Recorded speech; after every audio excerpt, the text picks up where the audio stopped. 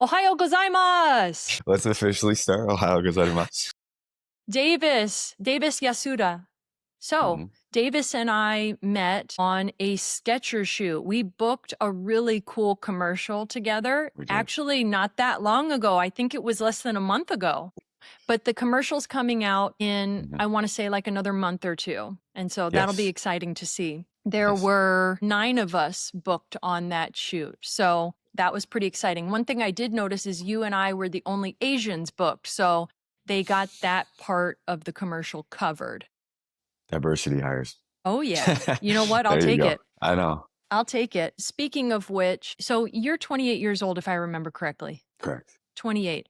When did you start getting into commercials and modeling and acting and all that good stuff? Yeah, it was, I think that part of my career's kind of gone up and down, like more acting, more modeling, more commercial work. When I was in school in Oregon, it was at a time when I kind of just liked being in front of the camera. I was like doing a lot of test shoots for people. At that time, they do a lot of e-commerce. Nike's up there, Adidas is up there, North Face, a lot of the outdoor companies. So was signed with this really small modeling agency. I don't even remember the name, but that was kind of the beginning of the modeling and commercial work. And then post-college, and even now, still focus a lot on the acting. But as you know, our industry is very consistent. And I like to just be flexible, and wherever opportunities come from me, I love to just take them. Can we also shout out Naturally Fit? Oh my God, yes. So that's our agency in Los Angeles that we both share. Yes. So that was common denominator and little community. Shout out to Jackie. Shout out to Jackie, Annette, and Johnny. Thank you guys so much for representing good people. Kayla was also on the Skechers shoot, and she's a gem. She's an absolute diamond. So I think they're doing a really good job of finding good-hearted people, hardworking people. Speaking of which, I'm going to ask you straight out, why did you want to be on this podcast today? We're jumping in the deep end here. Always. Yeah, I think we had briefly spoken over the phone recently, and from the get-go, similar thing with Naturally Fit and the people that are around your community. We hit it off during the Skechers commercial, talking about fitness, talking about growth. And then when I saw you had a platform with your podcast, it was something that intrigued me, just coming off of that recent podcast that had just released. And I think also the opportunity to have good conversation with someone that I'm inspired by. As yourselves. I think there's no expectations for it. I just am really grateful again that if one person can listen to it and be inspired, that really makes me feel grateful for the opportunity to speak. I think that is such a great expectation to have, because I say that myself. If just one person is inspired in any way, shape, or form by the conversations we're having, then I feel like it was completely worth it. And so I think we're going to talk about a lot of different things today, but one in particular is we're both located in Los Angeles, and this is the town if you want to go for a career in modeling or in acting, whether it's in commercials like what we're doing. But I also saw on your Instagram that you were in a film, and then there's TV, of course. So this might be the inspirational conversation. You might learn some things if this is a career path you're considering. With that said, Davis, I want to know a little bit more about this film you were in. Yes. Are you talking about the rom-com recently? Oh my gosh. Wait a minute. Is there more than one film you were in? There's a couple. I think if you go to my IMDb, you can see some of the co-star roles I've taken. And then more recently, the one I just posted was a short film for a couple film festivals, which they want to turn into an indie. And then there is another project that I'm working on, which is more like a docu-series for a specific person who has really inspired high school football players. It's more of a rom-com style. Yeah. I love it. There you go. We'll have to watch it sometime when it's out. I'm 100% down for that. I love rom-coms. I love movies in general. You know what I'm wondering is, where did this passion for acting come from? And is it a passion for acting and modeling? Is it both, or is one stronger? I think acting is stronger for me right now. The idea for me is I love when people can come and get away from reality, or they resonate with the character, right? For a rom-com, maybe they're having issues like speaking up to the person they really like, or they're in the midst of a relationship that they see some heartache and they get something out of the character that I'm playing. Or for a thriller or like action, maybe they see something that they like from that performance and like, I want a physique like that, or something where for an hour and a half, they can forget about their job, they can forget about their issues or problems that they're dealing with and kind of just laugh, cry, relate with the audience. Some of my favorite moments are when you see a Marvel movie and you have a super big character come out of nowhere and the crowd just is going crazy in the theater. Those moments are really special and powerful. And it's kind of like a reason I got into film. Modeling is more fun for me. I think someone made a comment when we were on the 6th Street Bridge, we're getting paid to run. Yes, I think that was me. That was me. Was he? I think it was. And it makes sense. It makes sense. You're like, stay positive, guys. Yes. Yes. What a blessing, though. It is. It really is.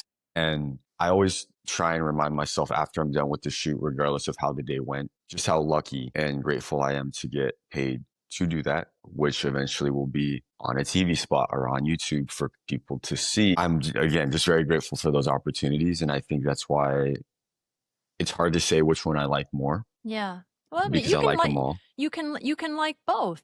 You can like it all. Yeah, I was just exactly. genuinely curious because for me, I started with modeling and I never thought I was going to do an ounce of acting. It terrified me.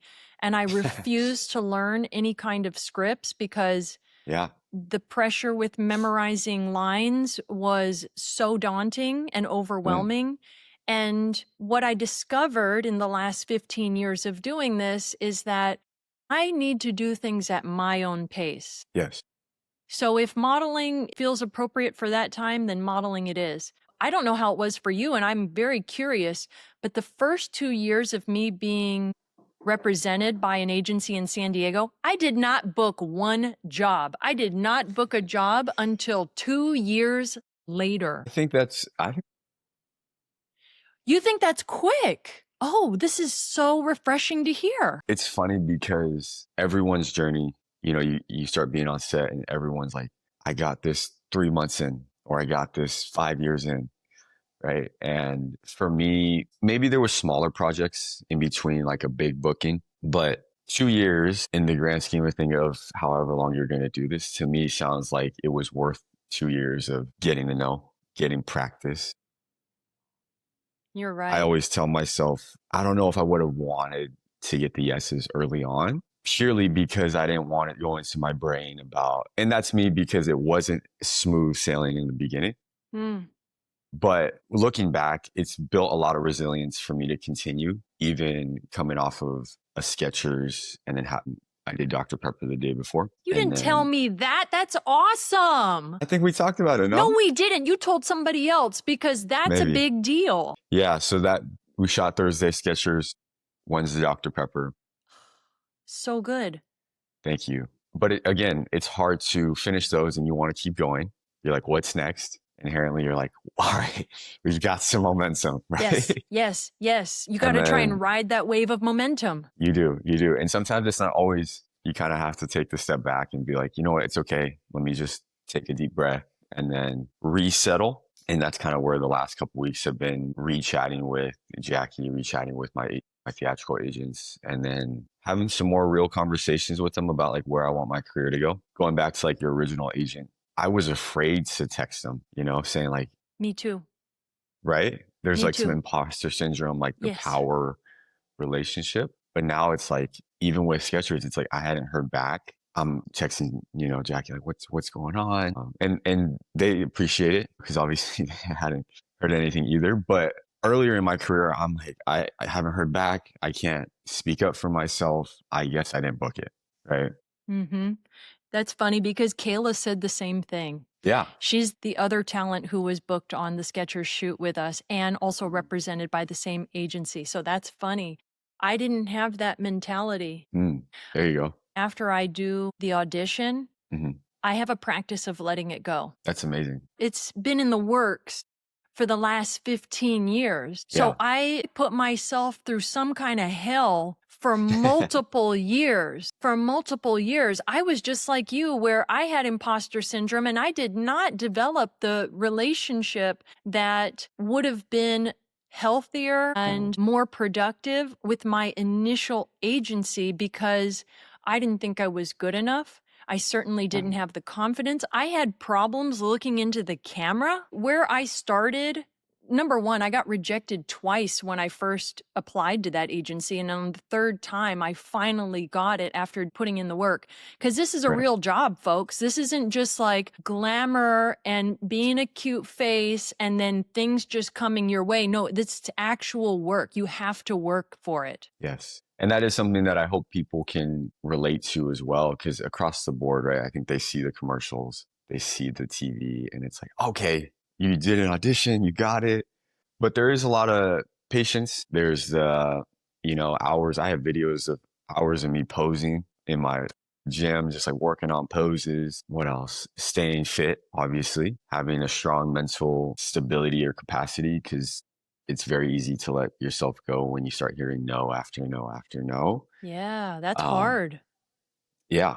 And then inconsistency with your finances. There's inconsistency with, That's huge. there is, yes. And so you have to pick other jobs and whatnot. Yeah. So Speaking of which, one of the first things I learned about you is that you work at F45 as a coach. And I do. I got so excited about that because one of my most recent guests on this podcast, also I met him at F45 and now he's a regular on the soap opera The Bold and the Beautiful and he's doing extraordinarily well and he's in films and he's Amazing. celebrating 18 years of marriage and has a beautiful son. And so I immediately got excited when you told me about being a coach in F45. And I love that you mentioned, nutrition and staying fit and being active complement the work that you're doing in the movie and modeling industry. Yeah. How Well, long have you first been off, coaching? so it's been a process. It was a Division I athlete at Fullerton. Oh, wow. So I was on the track and field team there What were your through events? I focused on the javelin. Yeah. And then after college was always around fitness. Obviously, it's hard when you go from a highly competitive level of competing to kind of here's the real world, figure it out what you're going to do, no structure with your fitness. So got certified ISSA, have been taking on more clients within the last couple of years. F45 specifically was something within this past year, group fitness specifically. So would still consider myself a newbie in that realm, but love it first and foremost. And obviously kudos and congratulations to your friend that was at F5. Sounds like there's a consistency with those coaches or people who go. I really am grateful for the people, the community. I think that's something we clicked on really early on. We're talking about HYROX, the Spartan race. Yes. I saw that you completed a Spartan race this past week. I did. At Yes. the Dodger Stadium. Angel Stadium. Angel Stadium. What did you Yes. think? It was fun to be pushing myself again. I think every fitness event has its levels of difficulties and certain maneuvers. I think the hardest part for a race like that is there's so many people and you can be stuck behind someone Oh, depending yeah. on when your start time is. So if you're trying to win the race, I would say try and get the 7 a.m. start time when no one else wants to be there. That's good advice. Yeah. But overall, it was with a group of people that they're all doing the half marathon, full marathon in Long Beach. So it was more of just a fun event for all of us to get outside of the gym, see the work that we've been putting in, have some fun with some different obstacles that we're not used to. I think there was the rope climb I'm not familiar with as well. Really? I saw a video. I think I saw a video of you just muscling it up with your arms. Literally was because I think Dude. I would, yeah. You did I a was legless rope climb. You made it so much harder on yourself than you needed to. Have you not practiced rope climb? Never. So I know the leg. Obviously, you saw it and you're like, what is going on? No, I was I'm like, he's showing off. I was trying not to show off. I was like, how do I use my legs? Oh, wow. You know what's so interesting is ever since I learned how to do rope climb years ago, I noticed that women get it faster and easier because a lot of us don't have the upper body strength to do a legless rope climb. So we have to rely on our lower body in order to Mm, help us climb that rope.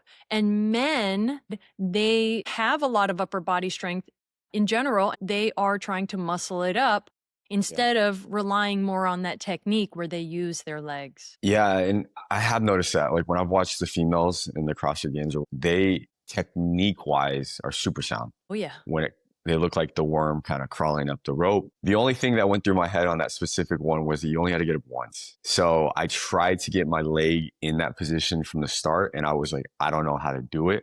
I need to get up there as fast as I can and then come back down so that way I can conserve my energy for the rest of the race. I would have done the exact same thing if I was in your shoes. You're right. Yeah. That was great strategy for like real in the moment what you needed. And that I would have done the exact same thing. Yeah, because I think the punishment for every single obstacle was that if you didn't get on the first try, you had to do 15.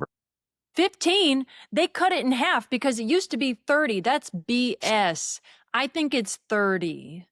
Well, maybe I heard wrong because I think I saw people doing 15 or whatnot. But Well, listen, when I was doing it years ago, I yes. noticed that people were always cheating the burpees. So I have to put on blinders as a coach and just be like, I Mhm. am running this race for me and me alone. And I'm not going to see, don't get me started. How you do anything is how you do everything. If you're cheating Mm, the burpees, then I feel like that's your decision. Maybe right. you're cheating other areas of your life. Maybe not. I don't know. But for me, doing the 30 burpees as Mhm. prescribed, if you can't complete that particular obstacle, it's Yeah. important to do. There's Mm, suffering in there, there's learning in there, so that if you do want to do another Spartan race in the future, you're probably more motivated to really do the research and the practice required in order to dominate that obstacle. yeah.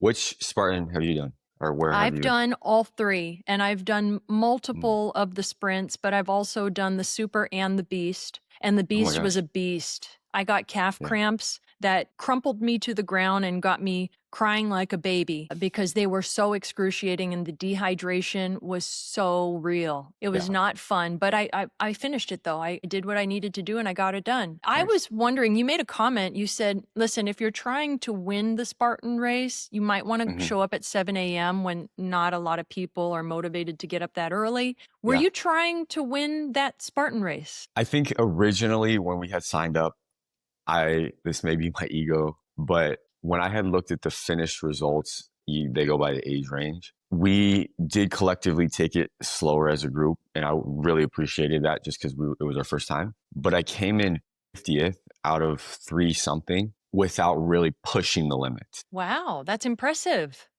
When I had gotten there, because obviously I didn't know what to expect. It's at the stadium. When you get there, we had done a great start time, 8:45. All of the winners had already finished. So you see them coming off the track and coming off the infield with their trophies. And it's a lot more of the men, females that are the higher fit. You can tell. And that's something that I realized when we were going through the race. I think the later the day goes, you see a lot of people. It's also a great event if you're trying to do something with a family member or if you want to accomplish something. We were at the same time, they had the kids race going on. So you see families there, you see couples doing it together. I think after that 9 o'clock, you just want to accomplish it. And I also love that as well. But I think there's also the differences of the fitness levels. Was that your first Spartan race ever? It was, yeah. That's so interesting. I would really encourage you to do it again and to do it a Mm, couple different ways. Because the first time I did it, I went with my brother, who is mm, also very athletic, and he is 15 years younger than me. And we went together as a family,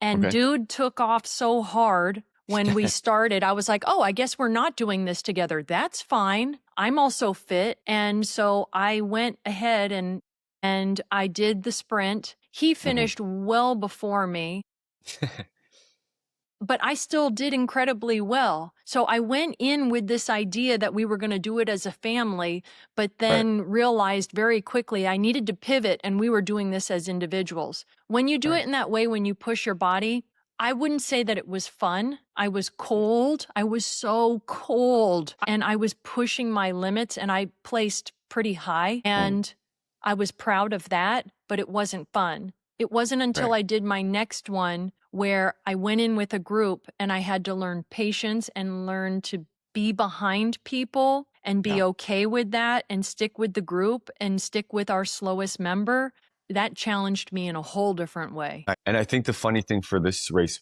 specifically, everyone we had gone with is very highly fit, highly active, and they've done the HYROXs, they've competed. It was almost funny because at a certain point, we were all trying to stay together, but we had all collectively talked about taking it easy for the marathon. But you kind of saw that competitiveness come in between different stations, and no one wanted to be that first person to be like, okay, we can pick it up here or we can take a step back here. So it was also fun because everyone can push the limits a little further.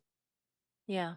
So it was neat to see that, but also again, really looking forward to them competing in the half and full marathon. And it makes sense just to take it easy and get the body moving. But the main goal is for them to race really well next month. Are you joining them for that? I'm not. Okay, but you are Yeah, preparing for HYROX. There's a I am. competition coming up in Anaheim in December. And have you been training for that? So my game plan was yes and no, but once October hits is when I really want to get into full HYROX training. I think the last couple months have been making sure maintaining, obviously with the inconsistency of my schedule. It's been hard to kind of plug and fit everything. So I knew once October comes around, then I have a few months to really go hard, to really dial in those specific techniques and whatnot. And then my partner, who I'm doing the doubles pro, he's going to Dallas next month and doing the open there.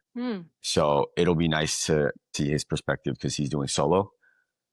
So we're kind of going in this together, but I also want for both of us to be healthy. Is the big Yes. thing. Just with all the running we've been doing and all the training, been trying to find the gap of when I can recover. Yeah. So And I feel like at 28, you are going to recover a little bit faster than folks who are in their 30s, 40s, 50s, 60s.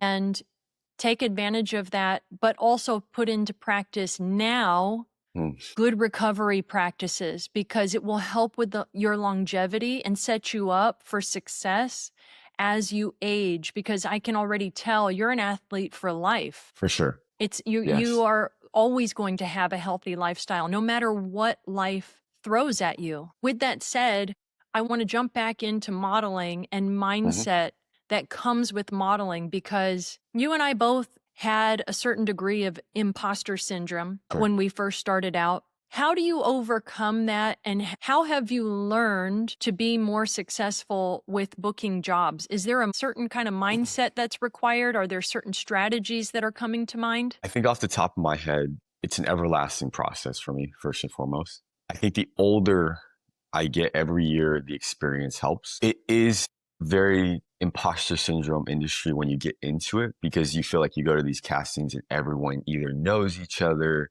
or they know the casting director, or it's about networking to an extent. For me, specifically early on, modeling has changed where there was high fashion, right? You have these guys who are a little bit slimmer than me. They've kind of got those like really defined jawlines. You can see them on the runway. Really being definitive of what it is that you want to get into. E-commerce, if you want to do more of the fitness, right? Naturally Fit is perfect for someone like myself, who I'm comfortable running up and down a bridge for our commercial, right? Yes. So really kind of defining what it is that you want your career to look like. I think that's with acting as well. What type of genres do you want to get into? So being very specific on your goals. I think also surrounding yourself with people who are similar in that aspect and then have kind of done some of those shoots that you want to get into. Having the community is huge for me, being able to rely on people and having questions. Even for sketchers, I have a friend of mine, Brian God. We were talking because he works a lot on e-commerce as hair and makeup right now. And even those little pieces of advice were so crucial for me, just feeling comfortable when the callback requires. A lot of it was, where does your heel strike? Or, specific techniques. So working on a lot of different things and nuances of that.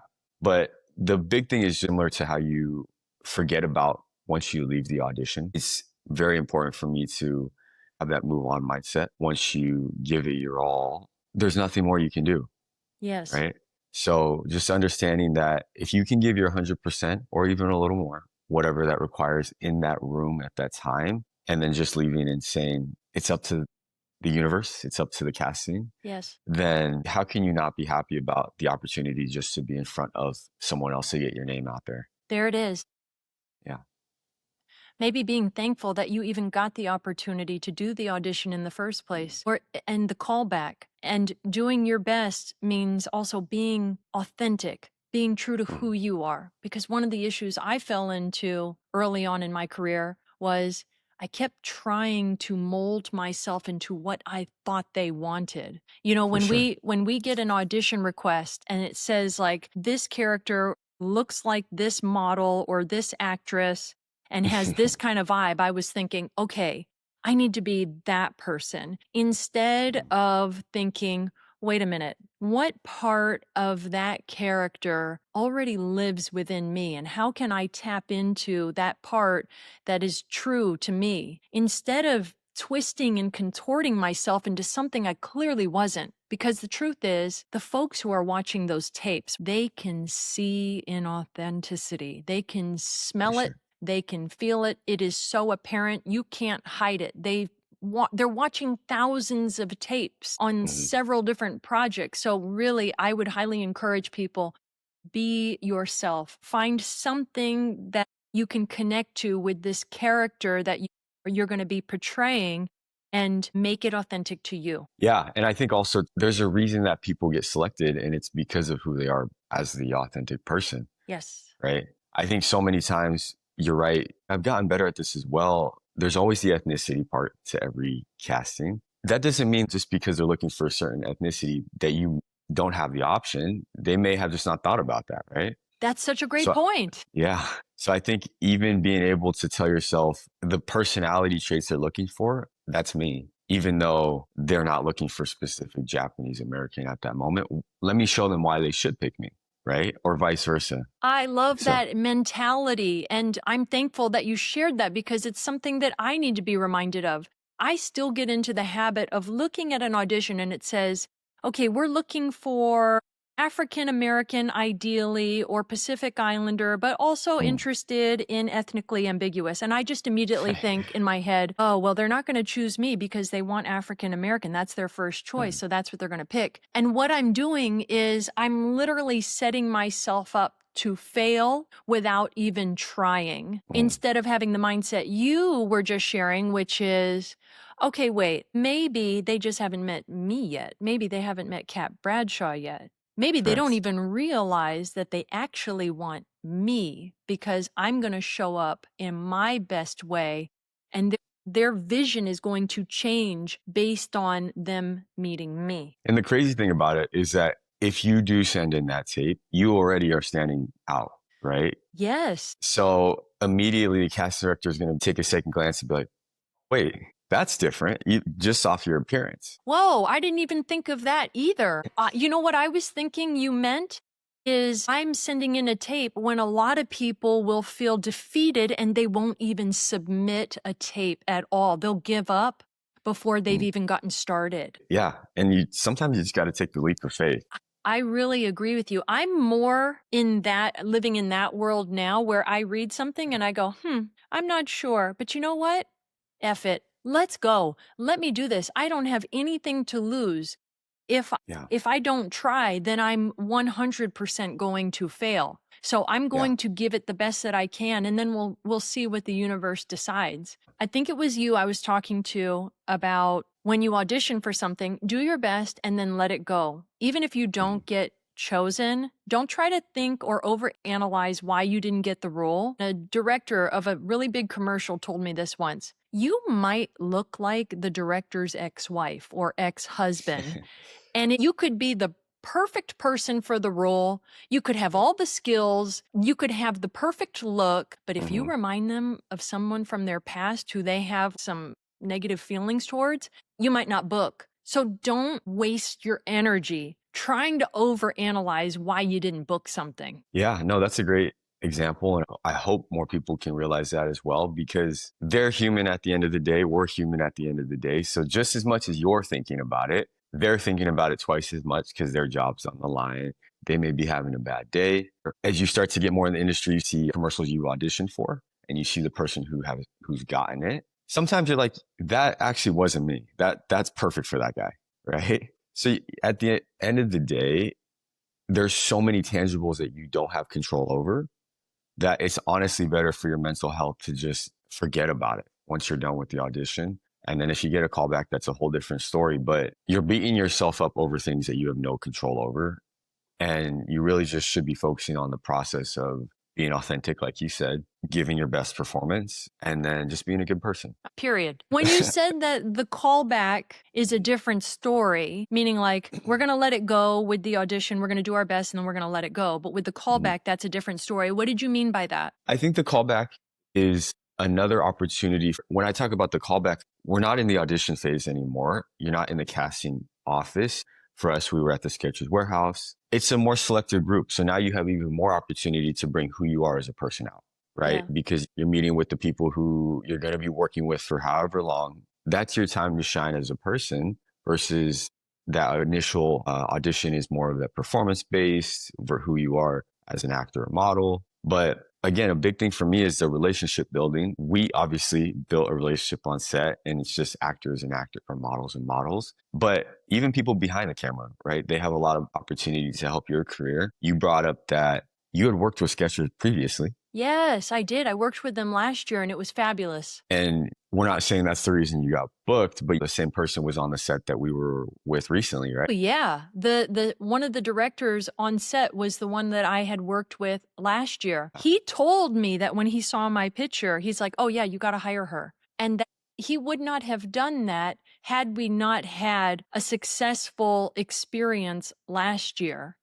So you've got to do your best and be kind to everyone, and ultimately be a pro. Be For a sure. pro all the time when you are on set. Treat this as a real job. A lot of people, they have different mentalities, and I want to hear from you because you're a guy, you're good looking, you're young. I heard this from a guy who's good looking and young on set, and he said, well, I just have the mentality of not caring, and they love it because as a model, they want that type of energy. It just like it's what they're expecting, and for whatever reason it's cool. And I just thought to myself, okay, that's great for you. That is not who I am. Yeah. Yeah. That I'm agree, but I think I'm indifferent as well. You look at the four guys that were on set on Skechers, we're all very different. Yeah. But I think everyone was very professional. And that's why I think we Yes, all, they were. female and male. Yes. And I agree to an extent of a lot of times models can come off as arrogant. They can come off as snobby, egotistical, entitled. That's why I do like working with a lot of the fitness and e-commerce, because a lot of athletes, you know, a lot of us were talking about real running, getting into running, fitness. And that was a lot of the fun, enjoyable conversations that we had. Even talking with one of the creative directors on set, we were talking about golf, right? So it's like, even though it's a job, a lot of times when you're at your regular day job, you want to talk about something other than work. Yes. So for me, it's like, how can we make this, especially on 13-hour days or however long you're on set, the last thing you want to be talking about is my form, right? Exactly. And so the professionalism comes in for me of first, act like you've been there, regardless of if it's your first, third, 100th on set. You want to make sure that they're comfortable with you being on that set, right? So if they do bring you back, they can be like, oh no, they knew what they were doing. They knew where to go, easy. Secondly, how easy are you to work with, right? Specifically for running, can you make your foot strike in the center sole or what they're looking for? And then how well can you just get along with everybody else? I think hair and makeup, wardrobe. Wardrobe is the first person you're seeing usually because you're going to be changing in and out all day of your clothes. Hair and makeup, be as seamless as you can. And then once you're getting ready to shoot, the creative team, it's just very important just to be a sponge and be able to, specifically for that, you know, we were getting shuttled back and forth. Mm-hmm. And on the bridge specifically, it was get out, go to your ones, let's run. Yeah, it was so quick. There was no warm up. No. And so being flexible, you know, all of us are athletes and we would like a warm up, but due to time constraints and having the police and everyone, just being flexible and being able to work with who you're working with, I think is really important. But with that being said, enjoy the moment. Take Yes, time enjoy the to, moment. oh my God, like live in the present. See you talking about that also. It is so important for me right now to look back and look at that week specifically and be like, that was my first time having the police on set as far as blocking us. Having the police escorts. Yes. Yeah. Yeah. We're in a city that they'll block an entire bridge for someone to shoot a 30-second commercial. Yep. Right. Yep. But that's how you get And that cool shot. let me tell you what we've seen so far. I'm looking forward to seeing it. Me too. I feel really grateful because we both know how much traffic exists in LA. And I don't know if we're ever going to see the bridge completely open and quiet and beautiful at, like that. That was at special. sunset. At sunset, come on. That was so gorgeous. Oh my And we gosh. just owned that. We were like a tribe in that moment. And we were We were. cheering each other on because they kept having us run. It felt like they were never going to say cut. And some of us were getting tired. And I just remember us all coaching each other saying, "You got this, let's go." And then we had to laugh because at the end of the day, it's really just a blessing that we get to do It is. that. It is. You know, the funny thing was I had shown a friend of mine who runs professionally, and the first thing he said was they did a really good job with the casting. I think we all looked cohesive. We were all there for a reason. We all looked athletic first and foremost. But even when I watch it back, I'm like, it was a very fun collective group to be around for that day. Yes. And again, that's where the gratitude just comes in of everything from that set, even though you're never really on time with any schedule on any set. But from the initial location number one to when we finished and got wrapped, it was a fun, very grateful experience. It really was. I'm right there with you. Speaking of Yeah. being on time, folks, if you are heading into the world of modeling and or acting, be on time. And what I mean about that is show up early. I have a Yeah. friend who is a stuntman, and he tells me that his rule of thumb is he shows up on set 30 minutes before. And Mm. maybe he's just sitting in his car finishing up his coffee or going through last minute emails, but he is there and he is ready so that when it's time, he can roll up 15 minutes before or whenever. Do Yeah. not be that person who just strolls in or has the same excuse of, "Oh, there was traffic." Because, Mm. folks, there's always traffic. You cannot use that excuse. Now, some people, they might be able to get away with it, but I will tell you in my own practice, it means a lot to me to show up on time, not only for work, but when I'm meeting friends, when I'm meeting family, when I'm going to a class, no matter what it is, just go ahead and overcalculate how much time you have so that there's some cushion, so that if life happens, Mm. you're good and you're covered. That will only add to your professionalism. Yes. And also to piggyback off that, you don't want added stress anyway when you're on set. So if you can get there, you're going to give yourself a little more grace to walk around. You're always trying to find where you're going. You Yep. never know when you first get there. Parking, unless there's a specific place to park at, you always got to find parking. Crew is usually always there early anyway. So then you're trying to figure out who's my lead? Where am I going? That's going to take 10 to 15 minutes. So you don't want to give yourself more stress by getting there on time. Like when I say on time, 5 minutes to that last call time.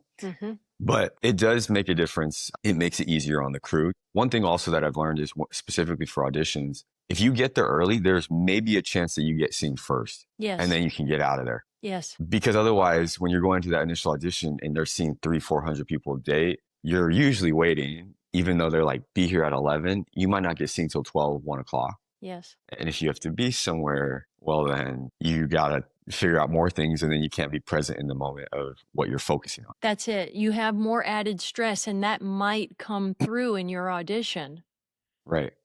I don't know about other people, but for me, when I show up early to an audition and I'm ready to go and I'm cool, calm, and collected, I give my best performance. P.S. Show up for the earlier call times if you can, if you get a choice, because people tend to be fresher and they have more energy. And as the day goes on, they get more and more tired. I don't think that's true of everyone, but that is true for me. And so that means I need to show up as early as possible. Well, also too, right? Castings first thing in the morning, the first couple people they're going to see, they're going to put more energy, they're going to be more present. After the 400th time seeing the same performance, it's natural to be tired. Maybe it was just after lunch and they're like, oh my gosh. And I'm not saying that it's the case for everyone, because obviously there's some phenomenal performances and they know, but give yourself the best chance to be successful. That's it. Right. That's totally it. I love that you mentioned being on set and getting along with everyone, being somebody that's easy to get along with. That is so crucial, because I have been on so many sets where I've seen the person who has just a wonderful look. They look fantastic for the part, but they just have a bad attitude or an entitled attitude. And it really changes the energy on set. It's like an infection. It just permeates everybody. And even if you're really good at setting up these healthy boundaries and separating yourself from that, it gets certain people and it can change the whole energy in the room. So I would recommend that if there are things you're grappling with, like we all are, try to check them at the door and try to live out of that place where you're a professional. You're going to put on a great attitude because you're working as a team. And when you're working as a team, you need to have flexibility, patience, open-mindedness. And so it's like with any other job and working with other people. People can tell if you're the kind of team player or if you're not. Yeah. And again, I know this industry may seem so far-fetched or just outlandish, but what I think helped me was realizing that this is very similar to any other job, where it's like doing a group project. You're going to be with people and they're going to choose you again if they like you. And so if you can work well with the people, work well on set, be as professional as you can. If you want to make it a career, those little details will matter in the long run, because it'll make or break. It's like getting a promotion, right? You got that promotion because you worked extremely hard and you're consistent with that. So same thing in the acting world or modeling world. A lot of times they're going to bring you back because you had an amazing presence on camera. You were easy to work with. So it's not much different. You're still getting paid for your job. You're still having to show up at a normal time. Maybe it's a longer day, but I hope people can really get in that mindset of, if I want to make this my life and my career, how can I transition it so that it's like any other job that I've taken, or take those similarities and bring it into the world of entertainment? Yeah, I think that's really good to think about. I'm wondering, is it now 7 years you've been doing this, working as an actor and a model? I think it's give or take. There's obviously some gray area from COVID But roughly. Yeah, I would say around that. Have you had people say like, hey, I'm also interested in becoming a model or an actor or both, because it looks like what you're doing is so cool? Yes. And I'm sure everyone who's at a level, certain level, has this. I'm sure you have it all the time with your clients and whatnot. But a lot of that initial conversation is more of a fun. I've always thought about it. I've always wanted to get into it, right? How do I start? What do I do? And I think it's actually easier to get started than you think, right? It's easy to go out and get some digitals taken. It's more about taking that initial step, right? We talked about that earlier in the conversation, just left after right. Like, just keep on walking, keep on seeing the progression. Sometimes it's a sprint, sometimes it's a run, sometimes it's a walk, whatever it may be. But you just kind of got to get started. Well, how does somebody get started if they say, hey, Davis, like, I've been seeing what you're doing and I feel like I really want to do that. How do I get started? Do you give them specific steps to take, or how do you approach it? I've never like wanted to be like, you got to do this, you got to do this. Cause obviously my career is very different than someone else's. I do try and recommend like getting those initial shots that you can send to people. I think is When you crucial. say I think people, do you mean agencies? agencies, being able to self-submit for yourself. If you don't have those material from the get-go, it's hard to get yourself out there. I also think there's some kind of non-negotiables in this industry of, if you're not willing to put in money for your headshots, your digitals, that's going to show someone, does this guy really want it? Right? Because across the board, every great actor or every phenomenal model that you've seen has a comp card.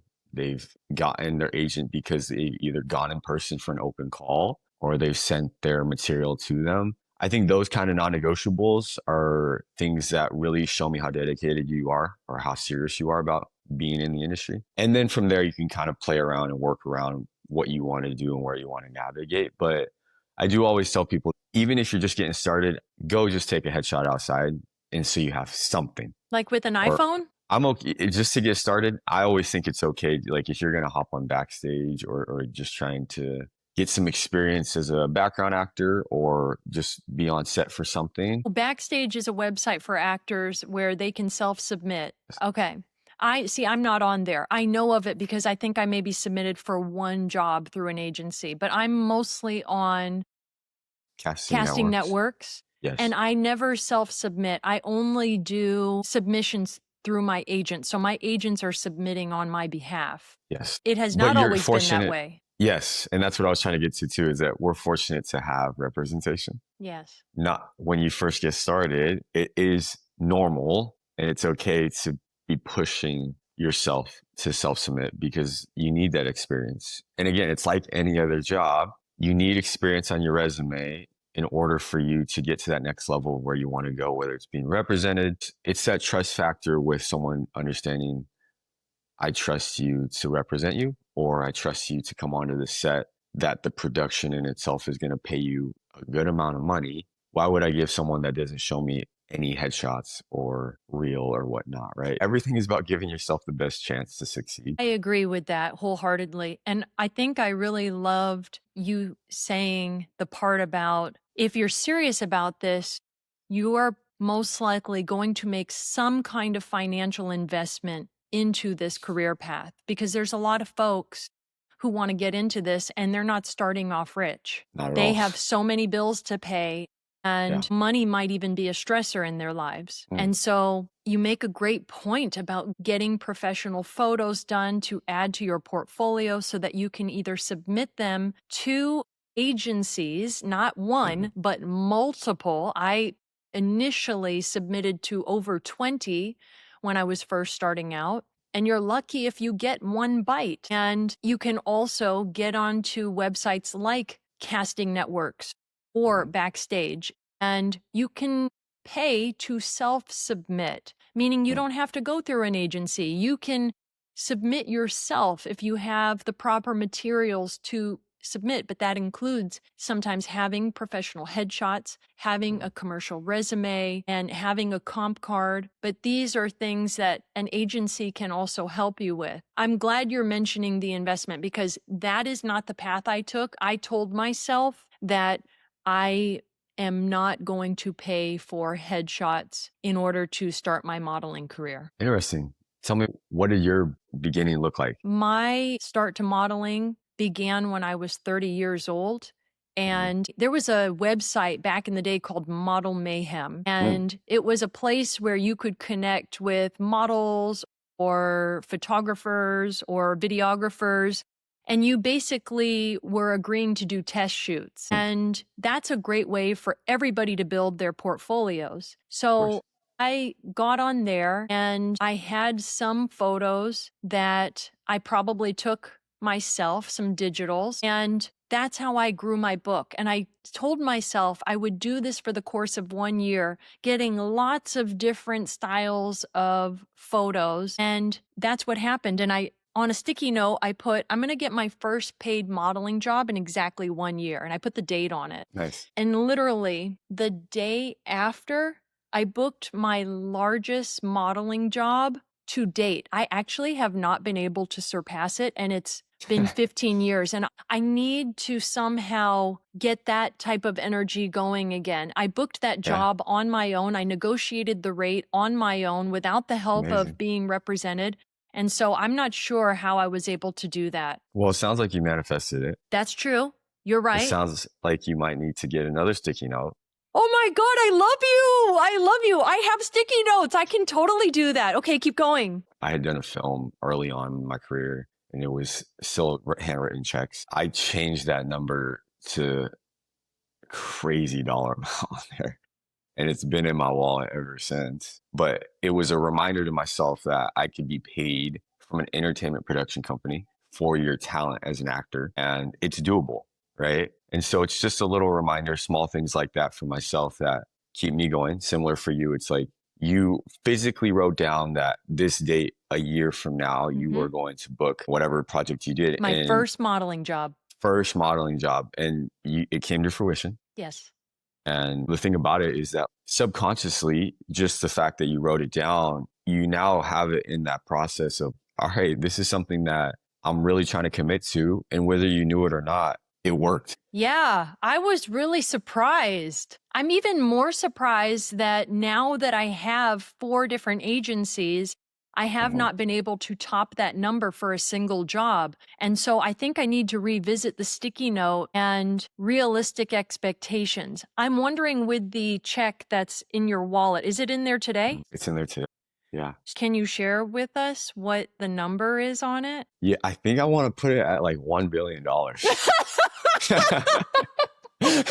Something crazy. Oh my God, what number was it at before? It was in the thousands, but I had just kept writing commas and zeros.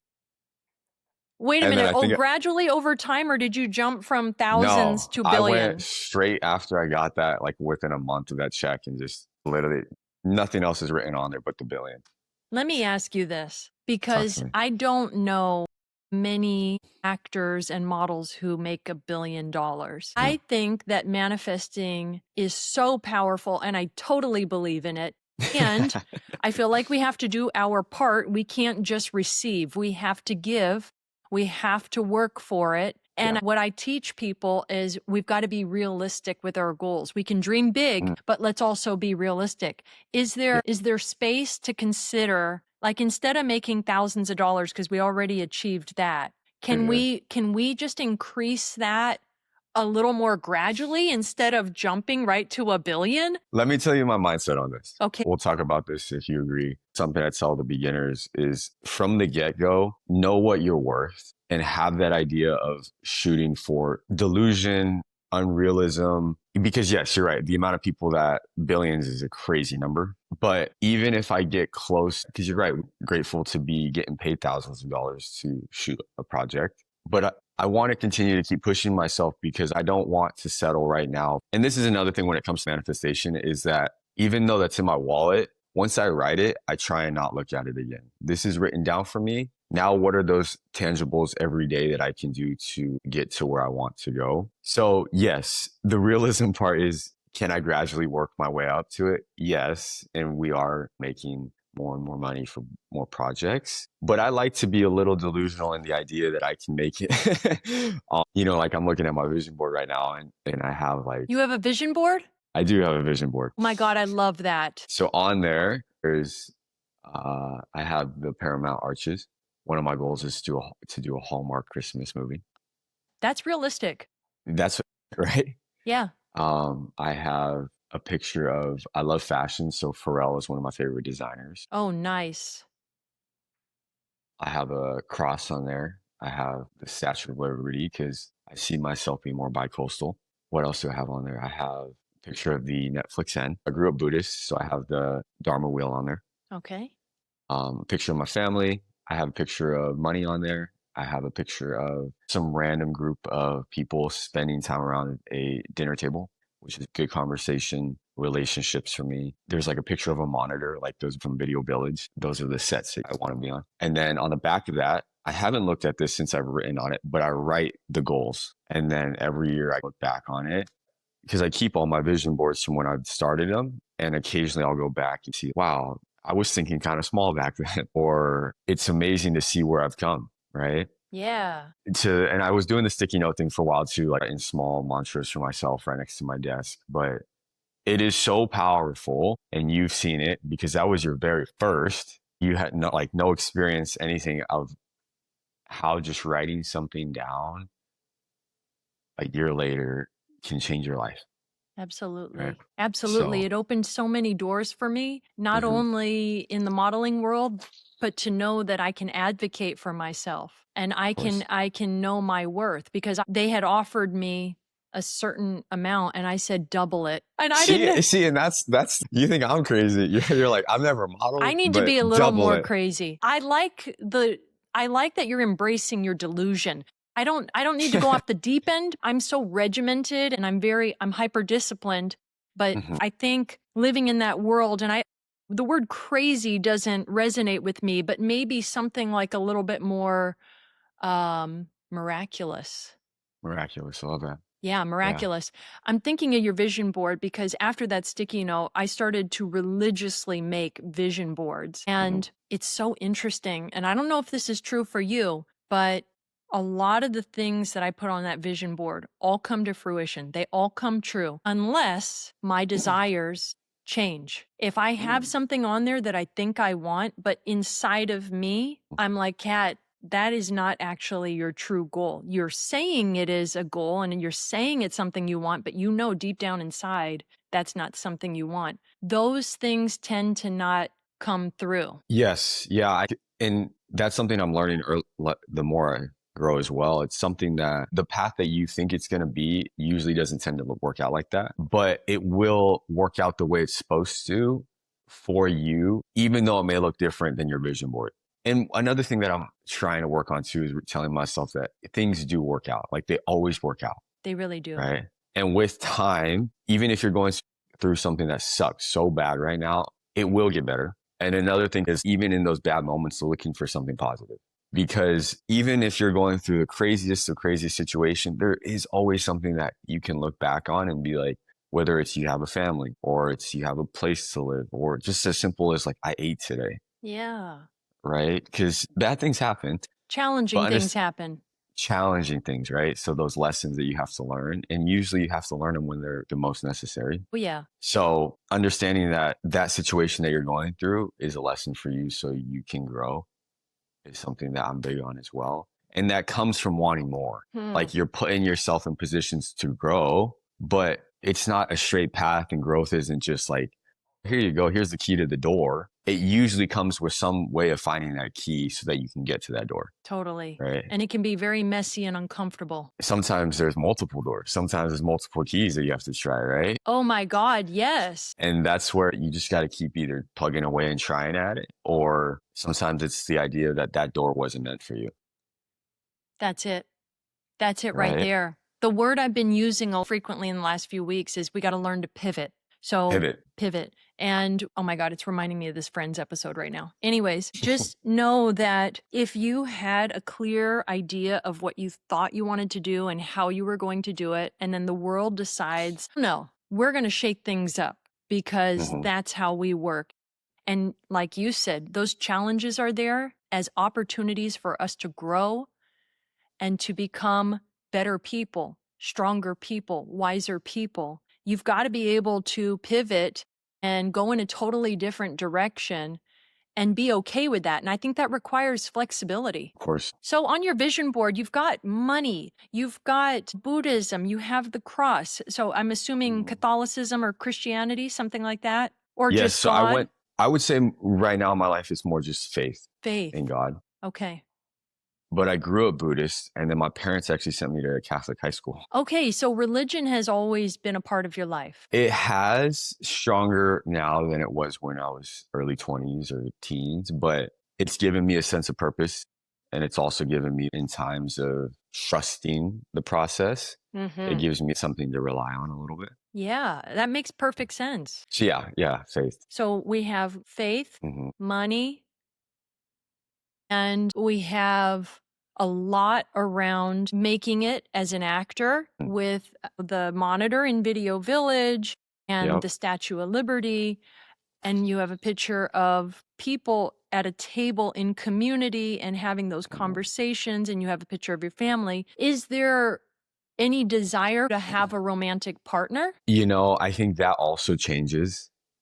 Um, the the the answer is yes, but I think for where I'm at in my career right now, it's hard to give myself to someone that wants to settle down and have a family at the moment, or just because I'm working so constantly on myself and my growth that I don't want to selfishly not be able to give them everything that they want. My dad has done a great job at showing me at least my version of what I want to be able to give to someone, and always being a provider, always being there and seeing that it's a partnership. It's never a 50-50 battle. It's always 70-30, 80-20, and someone's feeling good, someone's not feeling good. So if I can't provide that for someone, then I'm doing them a disservice to what they could want or truly have. So short answer, yes. I think right now I've got a lot of work internally to do to be able to give someone that. That's so interesting. You're assuming that that person wants that. That's a good point.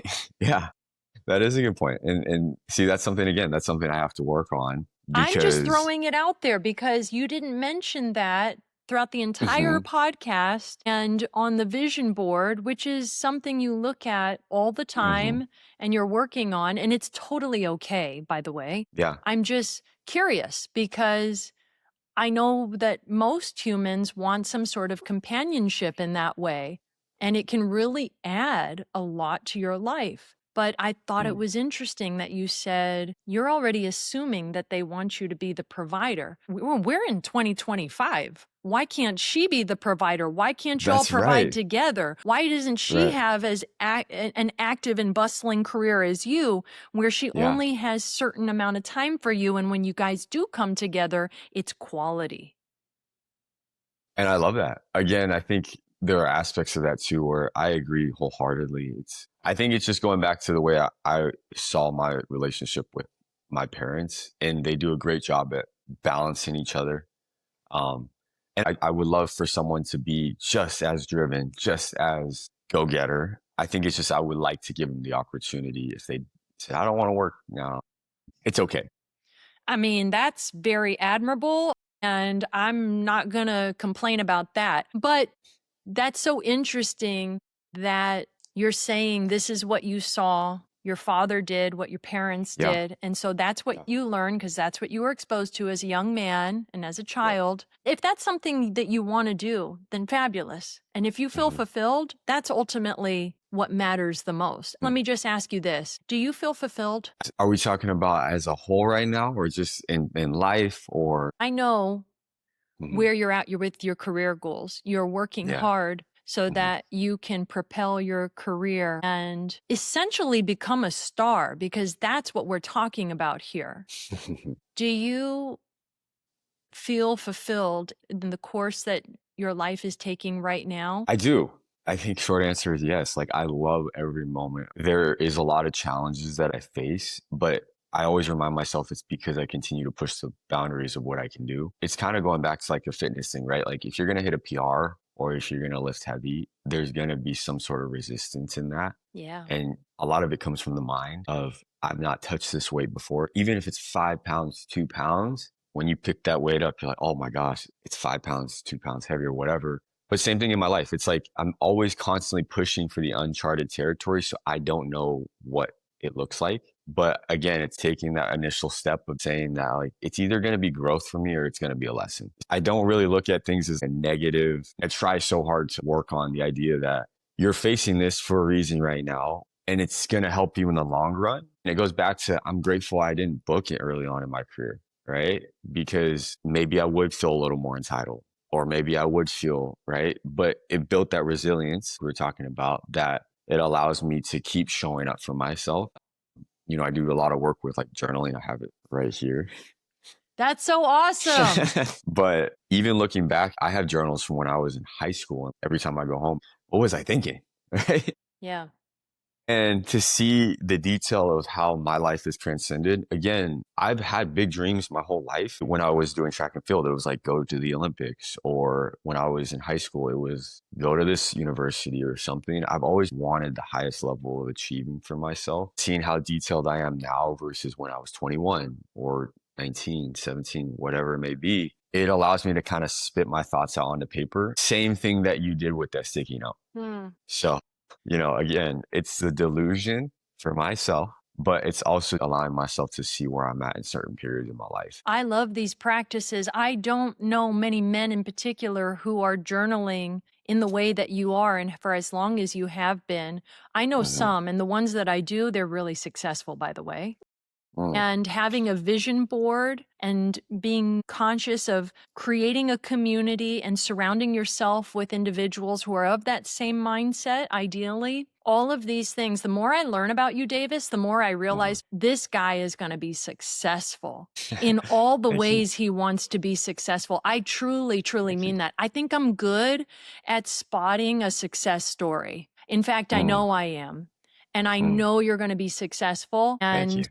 I'm excited for you. I'm super excited for you. I think you're doing all the right things. You're a hard worker. You're trying to find balance. You're real honest with yourself about what you can give or Mm, not give to another person at this time. And you want to do it the way that you want to do it. mm, And it just sounds like you're really getting to know yourself. And the more you do this work, the better idea of you truly knowing who you are happens. But you also have that flexibility where you're realizing who you are changes because you're growing. I know all these things that you're working on. What is the one thing you are most proud of accomplishing? That's a good question. Most proud. You know what? This really doesn't have anything to do with entertainment. It's honestly the experiences that I've been able to give to my parents. I think the idea that they've been able to come to LA, go experience the Hollywood Bowl, go to a Dodgers game, go to the Echo Park Swans, get to meet a lot of amazing people like yourself or someone else that a lot of friends in the industry. For me, they've sacrificed a lot. So that's my way of giving back. And that's some more enjoyable things for me. Like all the other stuff is great, right? Like how could I not say Skechers was not cool, Yeah. right? But all of that stuff comes and goes.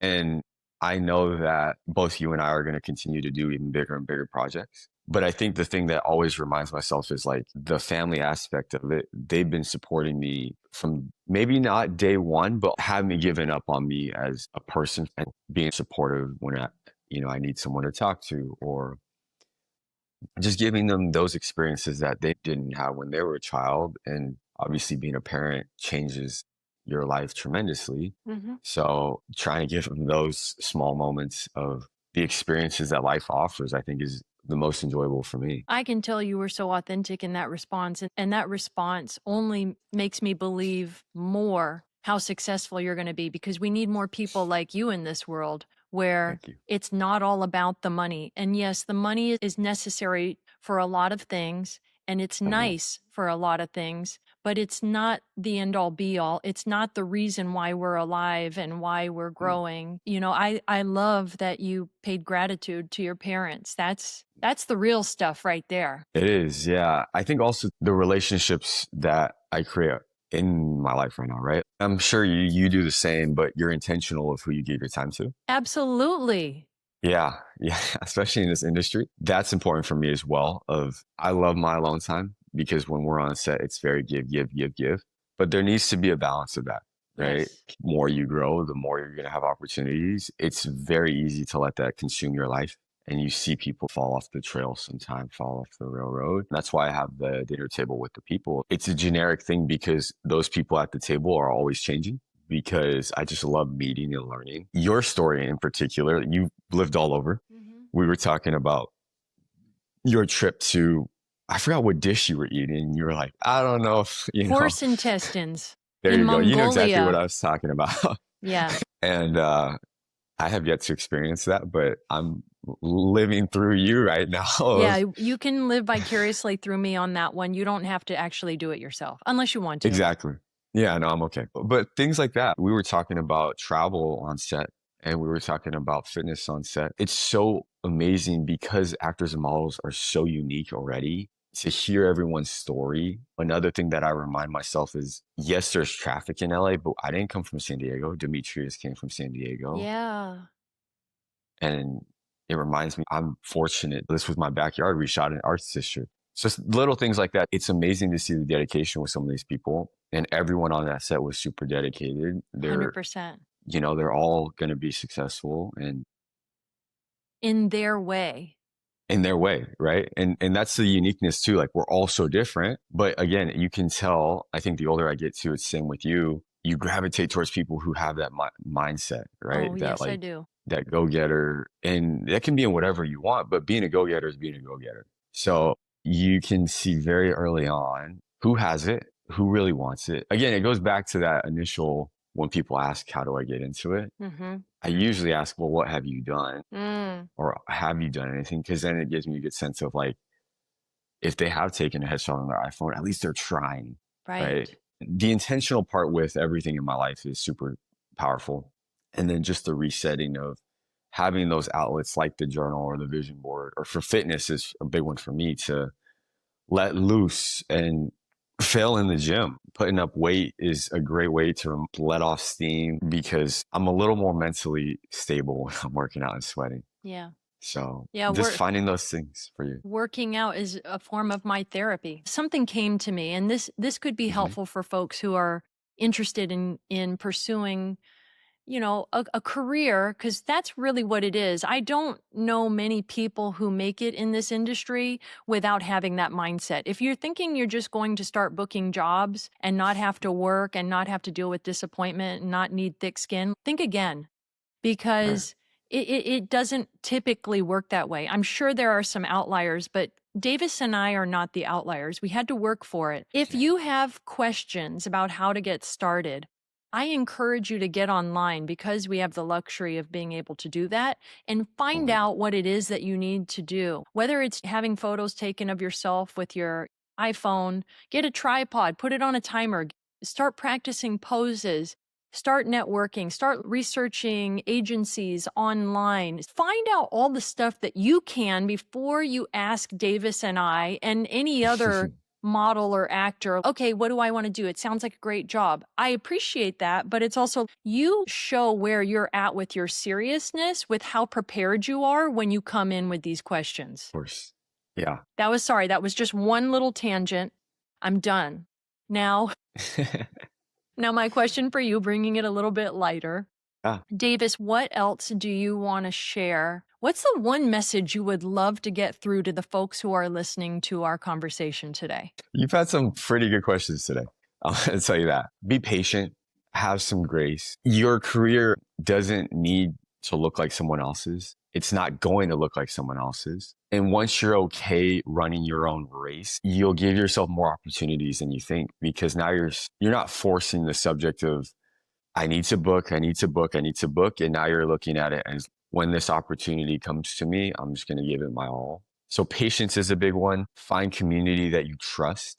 I think having those 2 or 3 people that you can really rely on. There's a lot. I mean, if you're going to go for it, go for it. I think that last piece of it is that if you do have a dream, it's so cliche to say it, but life is short. You know, when you pass away, I'm not going to care what your credit score is, but I'm going to care what your character was. I'm going to look at who you were as a person. And deep down, really, if there's something that fuels you, I mean, go for it. Just take that leap of faith. Maybe not in the 6-foot part of the pool, maybe in the 3-foot part of the pool first, but go for it. I mean, once you rip that band-aid off, you start to realize, like, what was I worried about?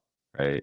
Same thing with any audition process. It's like you go in there and you leave and you're like, that was it. Mm-hmm. Right. So enjoy it. Enjoy it while you can. Because again, nothing is guaranteed. And that's where that patience comes from. When you get the sketchers, just be grateful and just enjoy the process while you go along. I'm totally enjoying this process, I and am. I appreciate you so much for taking the time and having the interest in wanting to be on this podcast, because for me, I had imposter syndrome for a long time. And so when someone delights me with the question of like, hey, what would it take to get on your podcast? Is there any requirements? I'm just like absolutely delighted. I'm thinking, oh my God, I would love to have Davis Yasuda on my podcast, because you have this freshness to you. You have this clear-eyed vision, but you also, I'm not going to say crazy. I think it's a little bit magical thinking, where you think big and you're unapologetic for it. And you better believe that that has come First. through to me. I'm going to carry that energy. I have a fitness shoot later today,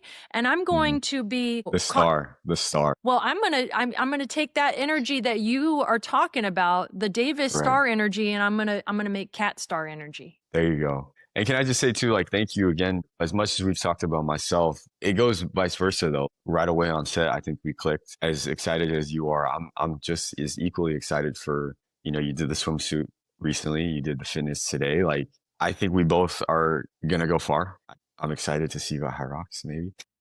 That's quite possible. I'm thinking I'm gonna do my first HYROX class on Sunday. I know, and I'm excited for you. I'm just as excited and grateful for the opportunity to speak with you. And I think the other thing is the intentional part. I'm been approached to do other podcasts, and I do want to be specific on who I give my time to because it matters in the platforms and some of the other podcasts that you've done for your episodes. Like, I love the people you bring on.